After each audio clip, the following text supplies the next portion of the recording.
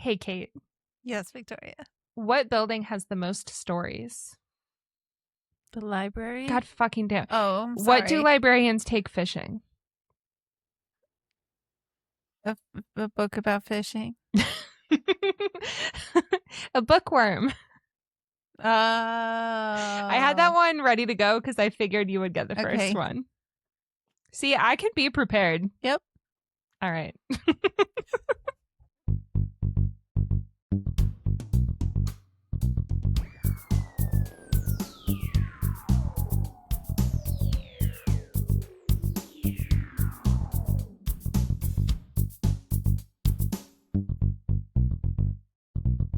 Hi, welcome to Everything's Dumb. My name is Victoria. I'm Kate.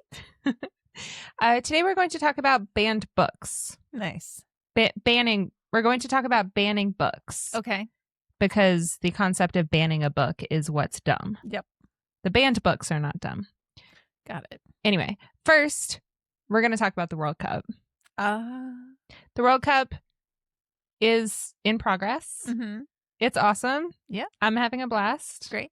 Are you having a blast? Yeah.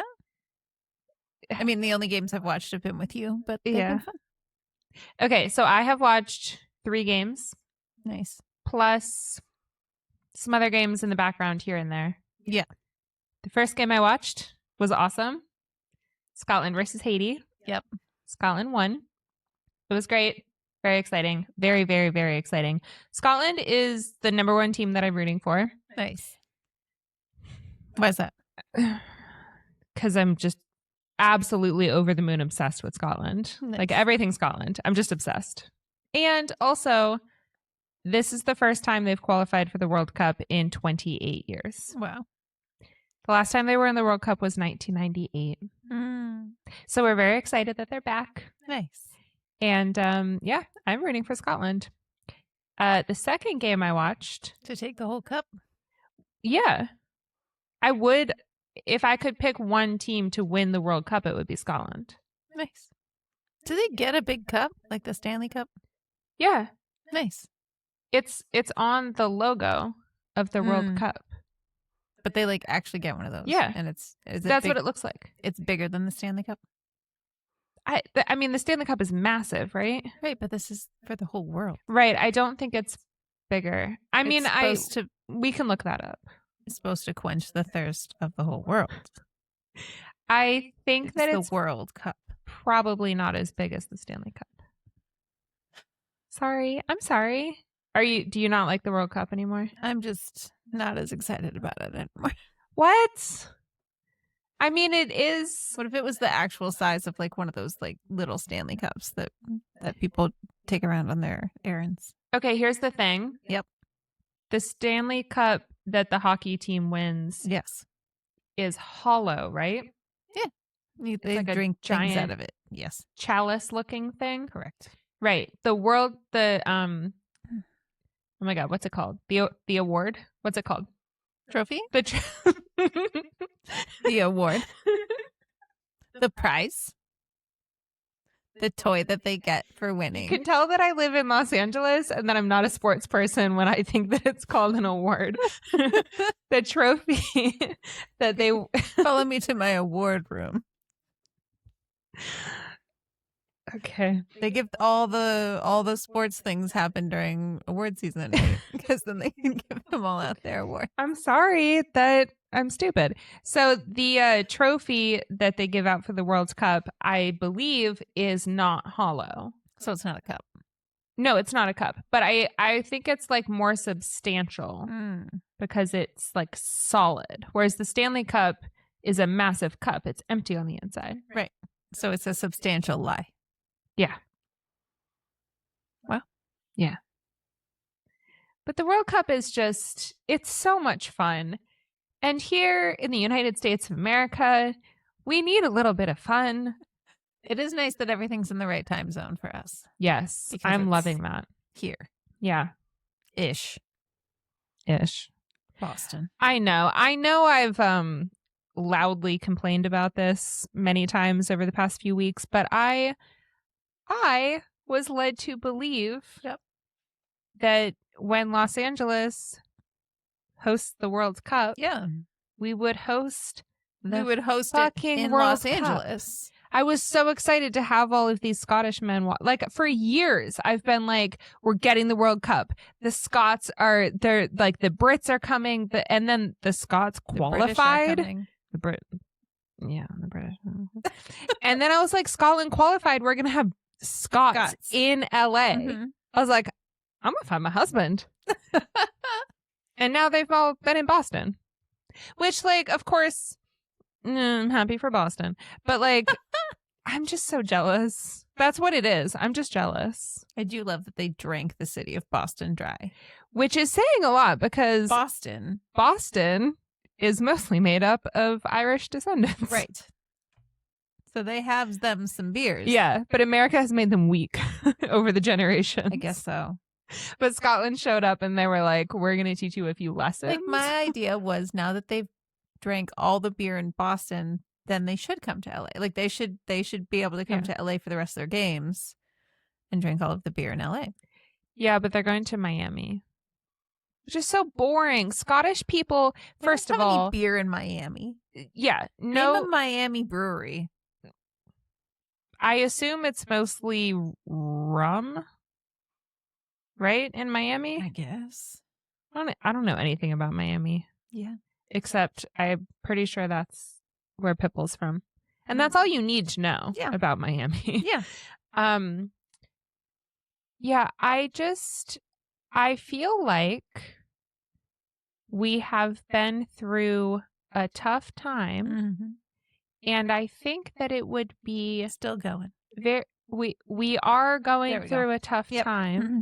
I think it would be very generous of the universe to send the Scots to LA, specifically North Hollywood. Gotcha. Yeah. Specifically, oh no, we don't have any hotel rooms left. Oh no. But these lovely patrons have generously donated space in their bedrooms, one of whom being Victoria. I am such a gracious host. Yep. And I also have a shit ton of whiskey upstairs. There you go. I have a lot of whiskey. All right. And that king size bed. We'll see how much of this makes it into the episode. World Cup. World Cup. Sports ball. However, but just to say, Scotland, awesome. England won the game that I watched. It was so exciting. I genuinely think England actually could win the whole thing based on their team. Hopefully they're not very thirsty because they're not going to have a cup. No, but they'll just be drinking like a little bit of beer, a little bit of tea. They're fine. Okay. Yeah. I'm excited. Scotland did lose their next game that I watched, which is very sad. But they're still in it. They're still in it. Also, obvious disclaimer, we're recording this in advance. So yeah. If either of those teams have gotten kicked out since then, well, not kicked out. What is it? Like knocked out? Banished forever, I believe. They've been banned from the World Cup. If they have not qualified for the next round, this is just some hope from the past. But I'm enjoying it. Are you not enjoying all the global camaraderie? Yeah. Yeah. Who are you rooting for? I mean, I have to say Scotland. You don't have to. I mean, I think I do because that's the majority of the games I've watched. So, okay. There we go. Yay.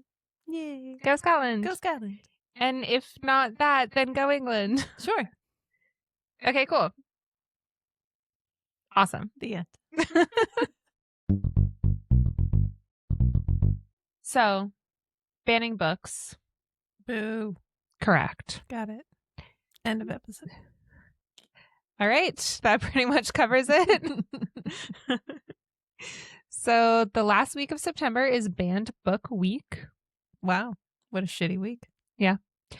Well, so booksellers a lot of times will observe this holiday. Sure. This week. by putting out displays of commonly banned books to try to encourage people to read them, to celebrate intellectual freedom. Nice. Which I like that they do that. The history of banning books goes back thousands of years. And what they used to do is like someone would write a book and then maybe they would make one more copy. Mm-hmm. And if someone didn't like it, they would just break into their house and just like burn both copies. Okay. So they would just take the copies that existed, which was usually 1 or 2 or 3, and just like shred them or burn them or whatever. So burning books. Yeah. Before banning books. Yes. Okay. Socrates had some books that were banned, and people would just confiscate them and burn them. Because again, it was like 2 copies of each book. Wow. I wonder how many books were just lost Yeah. that we'll never Yeah. have. Yeah. I think about that all the time because you hear about all the things that ancient people did, like, for example, the pyramids, Mm-hmm. and like we don't know how they built them, or Stonehenge. And I'm like, well, I'm sure that information was written somewhere, but Right. like we'll just never see it. I think that's sad. Yeah. That's quite sad.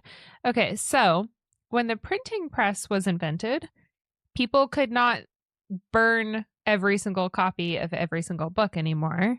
They had to petition to get a book banned because all of a sudden there were many, like, you know, dozens or hundreds or maybe even thousands of copies of a book. Now.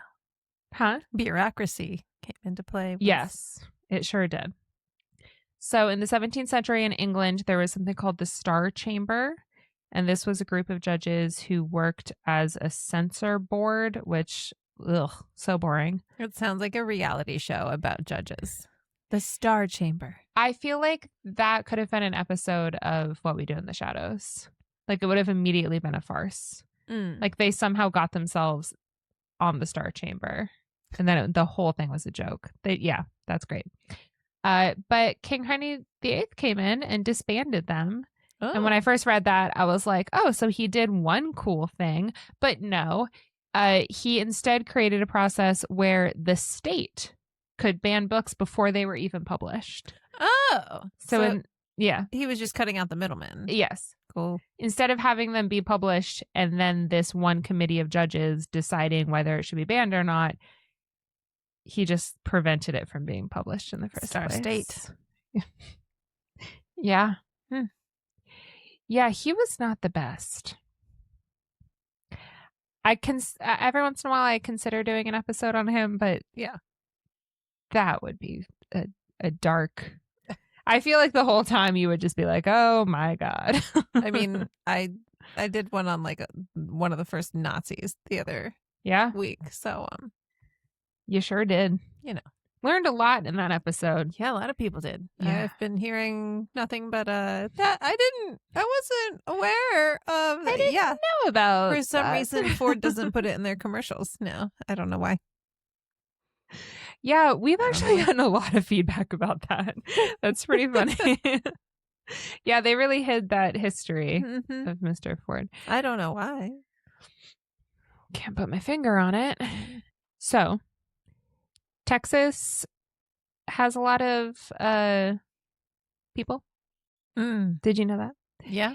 So in Texas, not sure why, but yeah. Seriously. So textbooks for schools. Schools. Is that where that's from? Texas? Textbooks for schools. The state of Texas is the biggest purchaser of textbooks in the country. Yes. I'm surprised it's not California, but it is apparently Texas. Huh. So Texas has a committee that formed in 2009. Great. And this committee has hearings to determine what they want to go into textbooks. And they don't have anything better to do? Apparently not. Okay. So they claim that there is a liberal slant in academia. Okay. So this committee claims that they are balancing that out. Cool. With their conservative bullshit. Because most people on the committee are conservatives. And they do things like, for example, they took Thomas Jefferson off of a list of people who inspired revolutions all around the world in the 1700s and 1800s, which he did because he was one of the founders of the United States of America. They replaced him with Thomas Aquinas, who was a Catholic, and John Calvin. So they were just like, we're going to take this democracy-loving person off of the list and instead replace him with like religious figures. Okay. Don't like that. And then they also wanted to add Milton Friedman to, and I had not heard of this person, but Milton Friedman to the list of economic studies. And this gentleman used the country of Chile as a basically test lab for Reaganomics, like trickle-down economics, before it was brought to the U.S. So he sucked. Mm-hmm. Like he destroyed the economy of a whole separate country. Right. To test it out to see if it worked, which basically means to see if it worked for rich people before bringing it to the United States. Right. So these people just suck. There was one Democrat on the committee who wanted to put language in a textbook saying that no religion is superior to another. Right. America has freedom of religion, but like religions are all equal. You can believe whatever you want. You don't have to believe anything. It's all good. Yeah. And conservatives said no, because they wanted to keep the language that said that Christianity is the religion of America. Ah. So fuck all of that. Cool. I would say, in my opinion. Cool. Yeah. Anyway, so in 1982, there was a Supreme Court ruling that said that library material cannot be removed just because a school official objects to it. And this is because a lot of book banning comes out of public schools, because parents will go to their school library and be like, I don't want my kid reading this. And then the school librarians are like, well, then don't let your kid read it. Like, I'm not going to ban it for the whole school. What? Like, that's censorship. That's ridiculous. Right. So a lot of parents will protest against the school board. And then a lot of school librarians are like worried about losing their jobs. Yeah. It sounds like parents need to get a life. Yeah. And I'll talk about like the reason a lot of books are banned later on, but they also just need to accept that these are themes that their children are going to come across in life. Right. So maybe reading a book about it is not that bad, especially in class, in school, Right. where you have a teacher explaining things to you. Don't you want your kid to be prepared for life? No. Okay. I want them to be sheltered and not know anything so that they can just grow up and vote. Yeah. You sound like a Republican. Yep. Okay. This really basically explained why something could be banned. And if they said that if the material is pervasively vulgar, then it could be banned. And as we discussed many months ago in a past episode, the United States of America was mostly founded by Puritans. Yeah. And those people are fucking weird about sex. Yeah. So everything's vulgar. Yeah. We don't like to talk about it. We don't like it to be part of society, basically. So anything that is inappropriate in a book, all the Christians of the United States will rise up and be like, we cannot let our children see this. Right. And that's why kids grow up not learning about birth control. Yeah. Or like safe sex. And then they get pregnant when they're 14. Anyway, that's a whole separate issue. From their youth pastors. Oh, God. Yeah. Yeah. Yep. That's where you should learn from your youth pastors. Okay. Yep. Okay. So the Supreme Court ruling also said that a lot of banned books are against the First Amendment. Banning books, the banning of books. Gotcha. Sorry, I keep messing up why? Sorry. The banning of books Gotcha. is against the First Amendment. Bad. Because of freedom of speech. Good. Thank you. The only thing that's not protected in the First Amendment, according to like this topic, is obscenity, which they eventually had to define because they Yeah. couldn't just say that it has obscenity. They had to actually define it. Right. So obscenity is the one thing that is not protected in United States case law under the First Amendment. And they defined it as being without social value. So, Okay. for example, there was a case called Miller versus California where a gentleman whose last name was Miller sent out a bunch of mailers in the mail to every single fucking household. Okay. And they were advertisements for his adult magazine. So anyone who went to go check the mail that day, Mm-hmm. children, Yeah. saw a mailer for like an advertisement for an adult magazine. Okay. So he was arrested. Yeah. And there was a trial, and the Supreme Court was like, well, okay, obviously this is obscene, but we have to define obscenity. Right. So they created something called the Miller test, and it has 3 different rules to it. Unfortunate thing to I be know. named after, or to have be named after you. Yeah. So the first one is that if a book has literary, artistic, political, or scientific value, then it cannot be banned. Okay. So literary, I feel like, is a little bit vague. Like that's Yeah. kind of a broad definition. But if it has any of those values, then you can't ban it. Like Okay. just because it has bad words in it, just because there's like a sex scene or something, you can't ban it because it is valuable to society. Okay. The second one is if it has patently offensive sexual conduct, which I don't know, like This is also weird. And it's hard so, to define. yeah, I know. But like, again, Puritans. Yeah. So I guess they think that like any sexual conduct is offensive. I don't know. And then the last one, I'm going to skim right over this because I can't pronounce this word. And I Okay. looked it up and I don't even understand what it's about. But there's something called, I'm on the edge of my seat. I Googled this word and I thought that the dictionary had literally misspelled it because I was like, there's no way that anyone in their right mind can pronounce this word. Okay.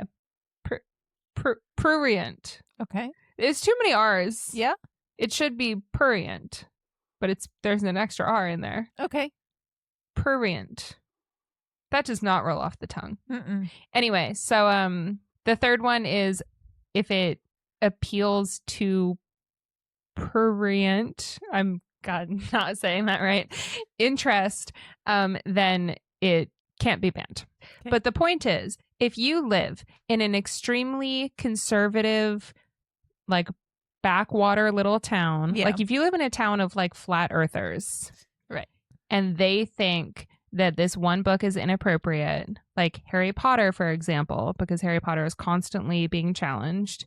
If they think that Harry Potter is like the devil, like the work of the devil, which I mean, these days, that's a whole different I topic. mean, that's literally what it is. But it's, you know. If you think that Harry Potter is evil because it is about like satanic themes, which it's fucking not.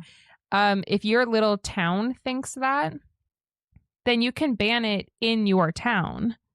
Sure. But you're not allowed to claim that it should be banned for the entire country. Right. Because the rest of the country is like, no, it has literary, artistic, political, or scientific value. Got it. So the rest of the country is allowed to read this book. If your backwater little town wants to ban it because you don't love your children, then sure, fine. Yeah.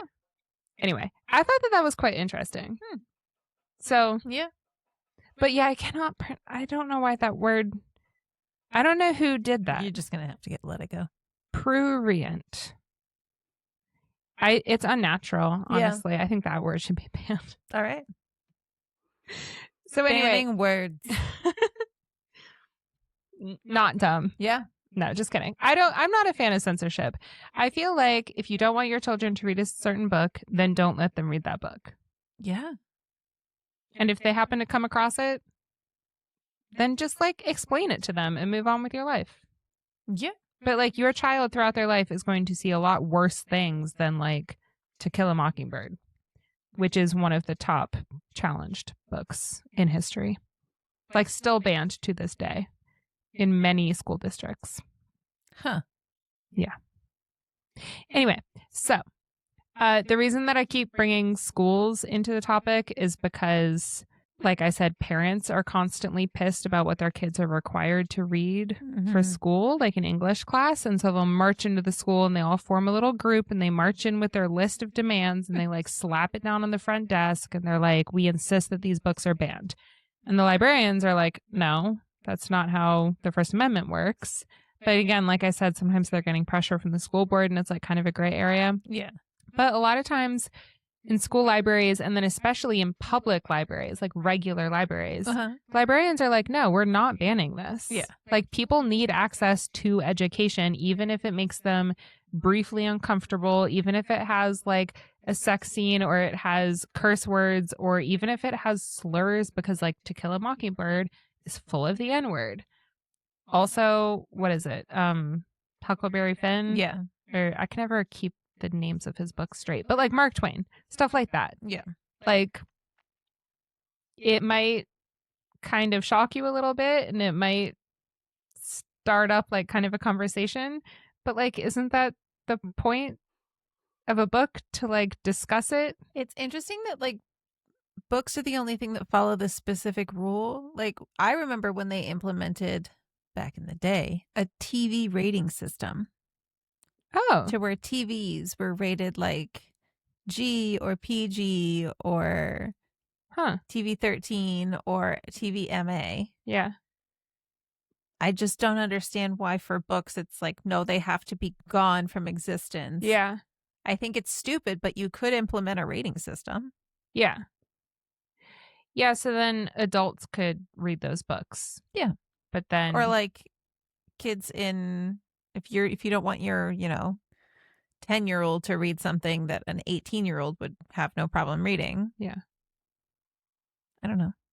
I mean, yeah, I think that's a good suggestion. I think that's kind of what the librarians are saying. They're like, if you don't want your 10-year-old to read this, then don't let them read it. Right. Like, how about be a parent? Right. But it's not our job as society to censor the world for your child because you don't want to have a conversation with them. Exactly. And also, if we ban this book, then like a 65-year-old won't be able to read it just because you don't want your 10-year-old to like hear, like, to read about people having sex. Right. Or like, God forbid, there's a scene where they go to Europe.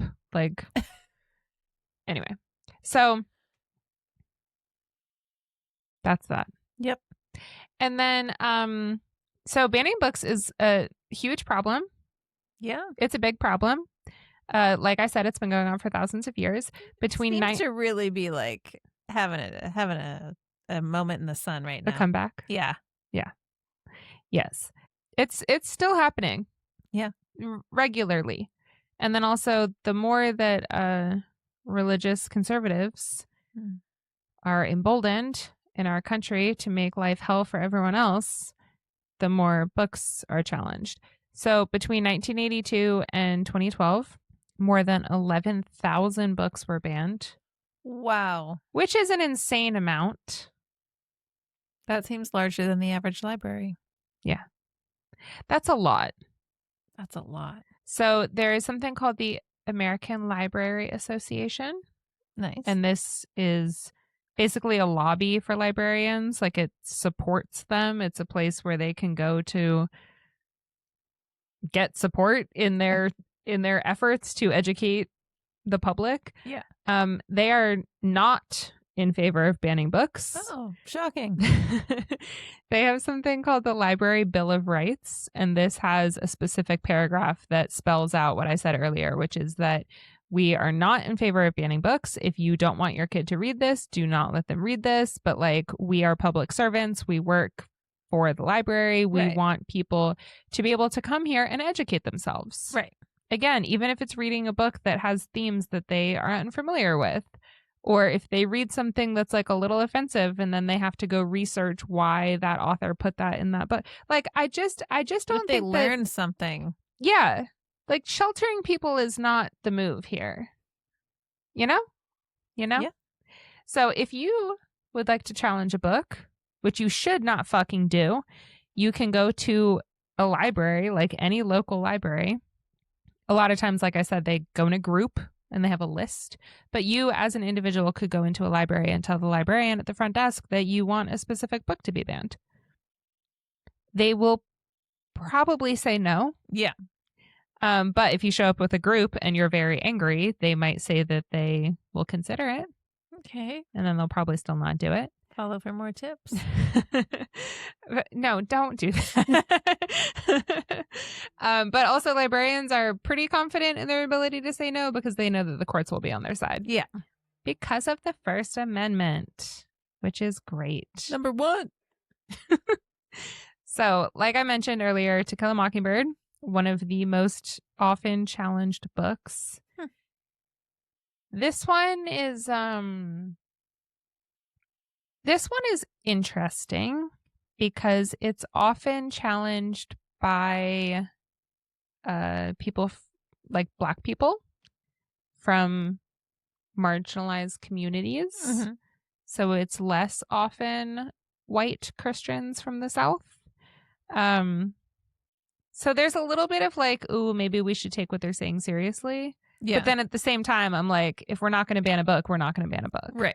Like, I don't think that the people making the challenge should necessarily be, I don't know, this is a gray area, but people challenge it because it does use the N-word quite a bit. The central plot line, I mean, you know, it's about a court case. Right. It's about a Black man who was falsely accused of raping a white woman. And then the lawyer, Atticus Finch, who defends him, is a white man. So it's like he comes in and it's like the white savior trope. Right. And Black people are like, we're sick of this. We don't want people to read this. And I'm like, I hear what you're saying, but we shouldn't ban books. So James LaRue, who works at the American Library Association, he said that challenges to the book over the decades have usually cited the language and the discussion of rape and everything. But he also said that the most current challenges to it are super vague and people just claim that it makes them uncomfortable. And he's like, that's a dumb argument. Like, that's why we read books, to like learn things and think about things. Like, we're not banning it because it makes you uncomfortable. Like, that's so stupid. Right. The most often banned book is Catcher in the Rye. Oh. Have you ever read that book? No. This book came out in 1951. And by 1960, it was already so problematic that a teacher in Oklahoma got fired for assigning it to her 11th grade English class. Whoa. I have read this book many times. 11th grade English, like, you can handle that book. I think I read this book for the first time in like 9th or 10th grade and it was fine. It's fine. Honestly, I mean, I don't know. Maybe children of the 50s and 60s were, I don't know. Maybe things were different back then. In but Oklahoma. Oh, that's true. I don't know. I read it and I was just like, this kid is just a little depressed and he's just walking around New York, like, kind of being a bummer. Like, that's what the book is. Got it. But parents, Debbie Downer in New York. yeah, Okay. that's what that's what The Catcher in the Rye is. Okay. But parents did not like that it had profanity and sexual references, and they did not like that the protagonist was a cynic. Okay. So I think that's a stupid reason to try to ban a book. So this teacher was fired, but she appealed and she was able to keep her job, but the book was banned from the curriculum. So she wasn't allowed to assign it anymore. Okay. Which is censorship. I don't like that. Yeah. And then in 1963 in Ohio, parents asked for it to be banned because it was, quote unquote, anti-white. So I don't know. Maybe suck it up. Nice. And then in 1989 in California, a school district removed it from the reading list because parents complained that it was unsuitable because of blasphemy and promotion of anti-family values. So these people all sound very religious. Yeah. And I just don't think that religious people should have anything to do with our public school system. No. And if you don't like it, don't have kids. Exactly. There's a solution for you. You don't want your child, if your child is so precious that it can't be exposed to the normal world, don't ever have it. Yeah. Just keep it in your heart.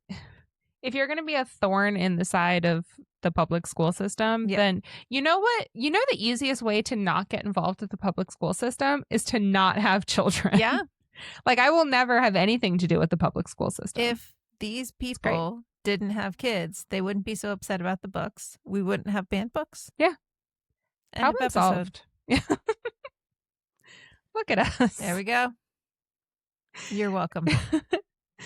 So a local religious leader, Great. after this ban in California, said that she supported the ban because the novel uses the Lord's name in vain 200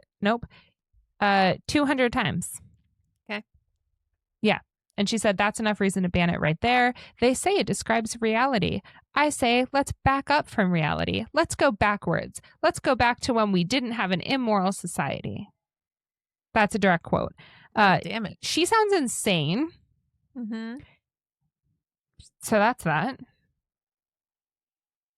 Yeah. God damn. Let's back up from reality. God damn. Woman, you need to... God damn. There's 3 taking the Lord name. God damn. Oh no, you're going to get us banned. So in the year 2011, the most challenged books were The Hunger Games for some reason, Okay. Brave New World, To Kill a Mockingbird, and a book called My Mom's Having a Baby, which was a month-by-month guide to pregnancy for children so they could understand what their mom was going through when she was pregnant with their younger sibling. Right. So I guess we can't have that. No, that sounds lewd and disgusting. Right. Instead of just understanding what's going on with your precious mother while she's growing Again, a human inside of her. Problem solved by not getting pregnant. Yeah. Like I said earlier, the most challenged series since the year 2000 was Harry Potter. I love Harry Potter. I'm going to leave it at that All right. because I have other things to say, but I'm not going to say them. I think we should just ban the author of Harry Potter. How about Yeah. that? Could we do Yeah. that? Yeah. Keep the books. I think we shouldn't Ban the make that person. stupid series that they're making. I'm so pissed off about it. And then also, don't publish don't print any more copies of the books because I don't want her to make any more money because she's Right. using her money for like evil things. Right. So how about instead we just have the copies of the books that we have and then they become like so special to us and we can just pretend that she doesn't exist. Or, you know how like something is public domain after 100 years? Yeah. What if we somehow push hers through public domain? Like, what if we somehow make all of her books public domain? That'd be cool. So she is like banned from ever making any profit off of anything having to do with Harry Potter ever again. Perfect.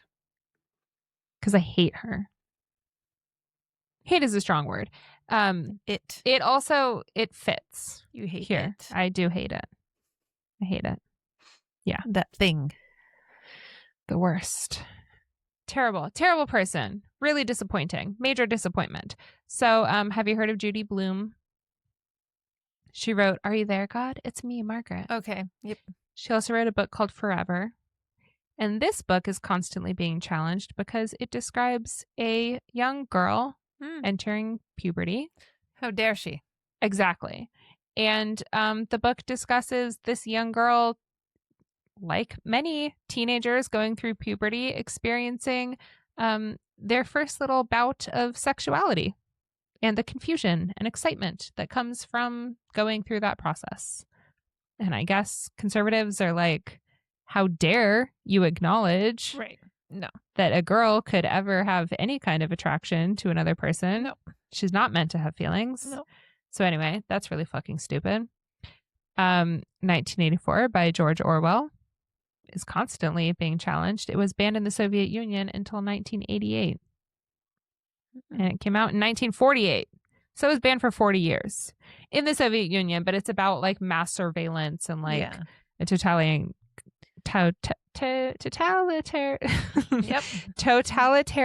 government. Yep. I did it. You did it. So it makes sense why it was banned, but it's also banned in the United States. They didn't unban it in 1984. I mean, right? Come on. Well, the Soviet Union had a very specific reason for wanting that book to be banned. I know, but it wasn't that much longer. They could have just pushed that up a few years. Well, I think Gorbachev was like kind of in trouble in the last few years of the Soviet Union. Did Like he do his something wrong?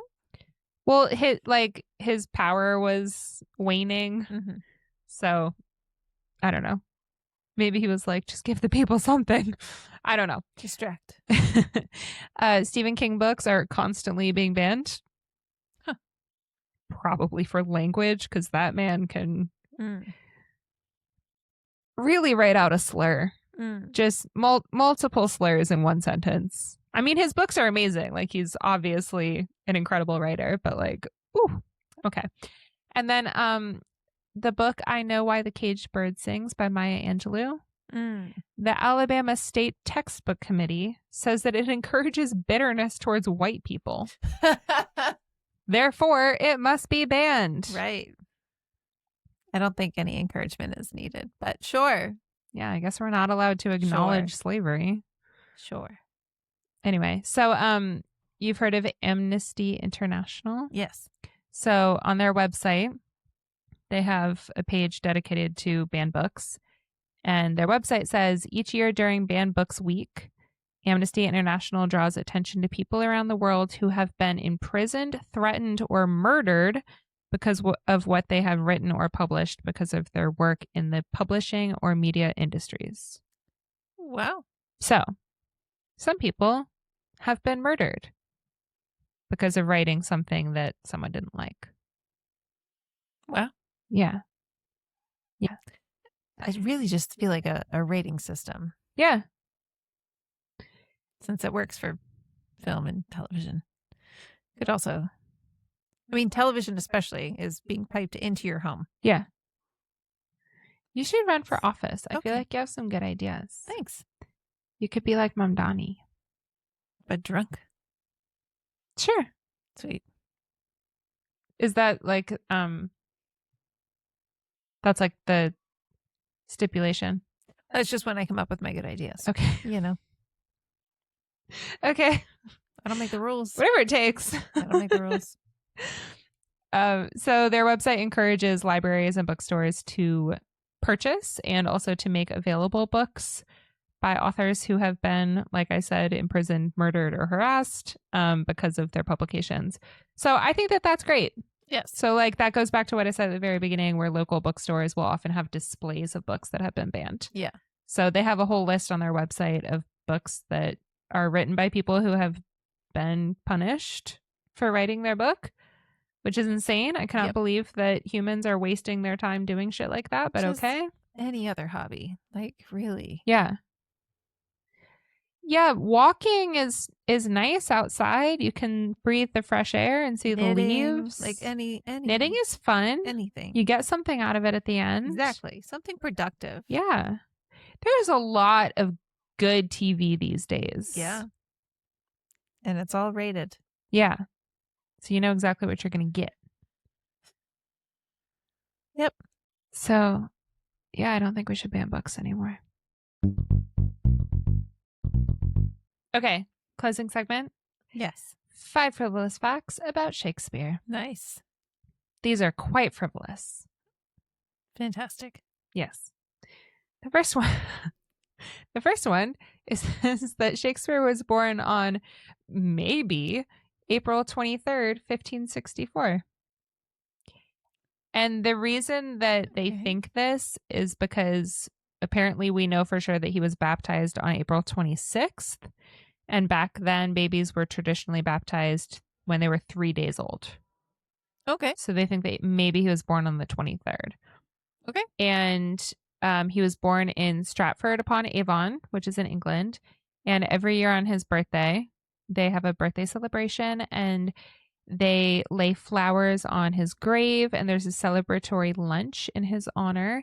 And then people dress up as characters from his plays and they have a huge parade. And you can like go to the town and join in on the fun if you want. So if he was born on the 23rd of April, then he also happened to die on his 52nd birthday. Whoa. Because he died on the 23rd in 1616. Crazy. Yeah. Yeah. Okay, fact number 2. So there was a plague in Europe from 1592 to 1594. and all the theaters were closed because there was a plague. Got it. Yep, that tracks. Yep. So he wasn't writing plays at the time because he was like, well, no one's going to the theater. So he took up poetry as a quarantine hobby. And I don't know what you did during our pandemic, during our plague, but I personally did not write 154 sonnets. But Shakespeare did. They didn't have banana bread back then. I guess not. Yeah. Bummer. Yeah. Or TikTok. Yeah. Oh my God. Or just like the dumbest games on your phone. I think I spent most of our quarantine on Twitter. R.I.P. Yeah. Yeah, Twitter used to be good. So much fun. Twitter used to be interesting. You just open it and laugh because I just followed all these comedy writers and they would, obviously they were all commentating on the news. And so you just open up your phone and just laugh hysterically for like 2 hours. Yeah. No longer. Those were the days. Those were the days. That's probably not a great thing to say, but those were the days. As far as pandemics go. Yeah. That part was pretty sweet. Yeah.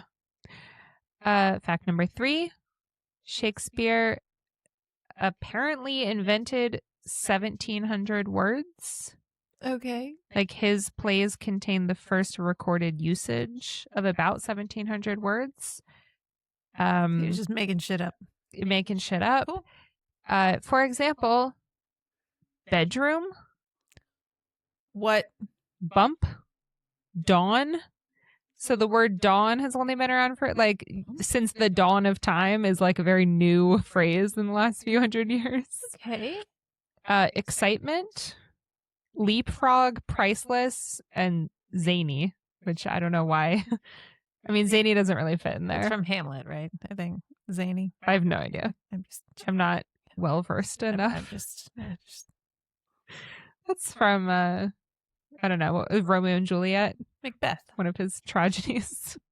But yeah, priceless. That's crazy. Yeah.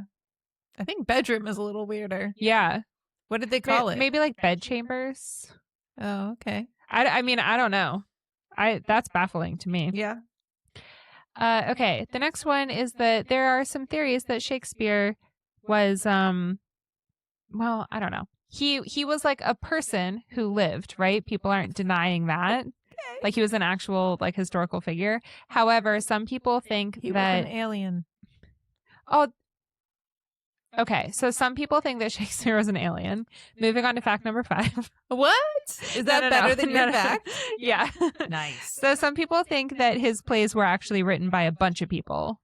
Like that he was a playwright. Like the Edison of his time. Yeah. But that people would write a play and they couldn't get it like produced or published or whatever the word is on their own because they weren't famous. And Shakespeare was very famous in his lifetime. Yeah. Like a lot of artists are not, but he specifically was. So they were like, well, I can't get anyone to do anything with my play. So like, here you go. And then I guess he would pay them, like he would buy it from them. And then he would just say that he had written it. I mean, this has not been proven, but I used to watch YouTube videos by a woman who I thought was just absolutely hysterical named Caroline Winkler. She is still hysterical. I just happen to not watch her videos anymore. I just kind of fell off of YouTube, but she's great. Caroline Winkler. She has a sister. These women are gorgeous. It's so insane. Their whole family is just like talented and beautiful. She has a sister who I had never heard of, but her sister pops up in her YouTube videos all the time. Mm-hmm. And then one day Caroline, this was a few years ago, Caroline was like, oh, my sister, her book is coming out. And her book is called Shakespeare Was a Woman and Other Heresies. And her name is Elizabeth Winkler. And she has written articles for The New Yorker and The Atlantic. And she's like a very successful journalist. And she wrote this book all about these theories that Shakespeare potentially, like Shakespeare's plays were written by a woman. Oh. Yeah. And then the other theory is that it was just they were written by a bunch of different people. Yeah. And they were like published under his name. Yeah. I think that is quite interesting. Okay. Number 5. Shakespeare put a curse on his grave. So back in the day, What? The remains of long deceased people would be dug up after a while to make room for new grave sites. Oh, okay. And he did not want that for obvious fucking reasons. So before he died, he wrote his own epitaph, which I believe is the thing that you put on the gravestone. Yes. Mm-hmm. And it was written to discourage anyone from trying to dig him up. And it says, "Good friend, for Jesus's sake forbear." Yep. Yep. "To dig the dust enclosed here, blessed be the man that spares these stones, and cursed be he that moves my bones." Nice. So his grave has never been disturbed. Yeah, I would think that did the trick. Imagine if you dug up Shakespeare and then like came down with some horrible illness. Yep. No, thank you. Like a plague. Yeah. But then you could become a super prolific writer in quarantine. Yeah, I did not do that during quarantine. I went on a lot of mental health walks. Mm. Can't really say they helped. But yeah, I used to go on literally 2 a day because there was nothing else to do. Oh my God. I rearranged my furniture many times. Mm-hmm. It was a really long, like 14 months. Anyway, so that's it about Shakespeare. Now you've learned a few things, but not when he was born because we still don't know that. Yeah. All right. Okay, that's it. That's all we got. Next episode, The end. We will be talking about the wellness industry. Yes. Take your vitamins, all your supplements. I've heard those are bullshit. We'll see. Okay, we will learn. We'll see. I don't know anything about the wellness industry except that it sounds expensive. So I'm excited for that one. Yep. I'll be educated, I hope. Maybe. We'll see how You'll that be goes. entertained. That's all I'm promising. I won't be educated. I'll be entertained. Yeah. Okay. Well. Much more important. Yes, this whole thing was about books and how great they are. Fuck education. Books are important. Yeah. What are you talking about? I'm just saying. My closing note is fuck education, just be entertained. So your closing note on the episode about how banning books is horrible. Yep. Is that books are stupid. I didn't say that. Just education. Okay. You know. Stay tuned to next episode. Everyone go read a book. You can Google, like so easily, you can look up which books are most often banned. I mean, I did mention them earlier, but if you have a short memory, you can look it up and then you can go read those books because you got to fucking stick it to the man. Yeah. The man doesn't want you to read these books. Right. He doesn't want you to have this education. Right. He doesn't want you to have this knowledge. Go read 1984. Go read all those lewd words. Yeah. Go read Harry Potter. It's a good time. I mean, the first 4 books are a good time. Buy it used. Yes, buy it. Get it from your library. Support your local library. Rent it, lease it. Mm-hmm. What is it called? Check it out. Yep. Check it out from your library. Yeah. Borrow it from your. That's what it's called. Okay. Borrow it from your library. It's a fucking mess. Okay, thank you for listening to this episode. No, not yet. We're not waving yet. I still have to say the stuff. Whatever. You already know the stuff. Spotify, YouTube, whatever. Our video episodes are on Spotify and YouTube. Yep. You can find us on social media at Everything's Done Pod, Instagram, Facebook, and YouTube. Kate has very graciously dedicated so much time to nope, that's not the word. Updating our social media. Yep. So now it's all caught up. It's updated. Thank you so much. You're welcome. Thank you. I appreciate that. Go leave comments on each post for all 86 episodes. Yeah. It really won't even take that long. No. Especially if you don't look at the clock. Yeah. Yeah, it's fine. Just do it. Just do it. Listen to every single episode and then leave a topical comment. Yes.